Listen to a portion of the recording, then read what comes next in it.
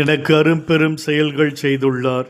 எங்களின் அன்பு தாயை, உடைய பிள்ளைகளாகி நாங்களும் திருமண் பணிந்து நிற்கிறோம். இந்த மாதம் முழுவதும் ஜெபமாலை தாயாய் எங்களை நீர் பாசத்தோடு வழிநடத்தி வந்தீர். எங்கள் தேவைகளை நிறைவேற்றி எங்கள் விண்ணப்பங்களுக்காய் பரிந்து பேசி தீமைகளிலிருந்து பாதுகாத்து விசுவாச வாழ்வில் ஆழமாய் ஊன்றியிருக்க பாவத்தை விடுத்து பரிசுத்தராய் நாங்கள் வாழ எங்களுக்கு தேவையான உதவிகளை செய்து எங்களை ஆசீர்வதித்திருக்கிறீர். ஆண்டவரே, நன்றி கூறுகிறோம்.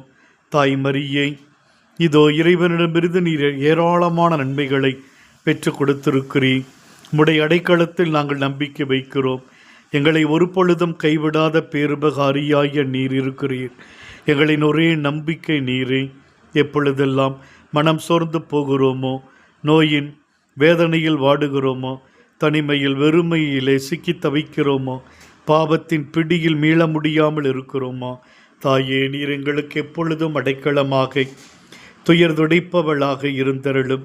உம்முடைய அருட்துணையை நாங்கள் என்றும் தேடி நாடி வரும் பொழுது உம்முடைய அருட்துணை எங்களுக்கு கொடுத்து தாய்க்குரிய பாசத்தோடு பிள்ளைகளாய் எங்களை பரிசுத்தத்திலும் பக்தியிலும் எங்களை வைத்து அனுதினமும் வழி நடத்தும்படி உடைய திருப்பாதம் பணிந்து மன்றாடுகின்றோம்.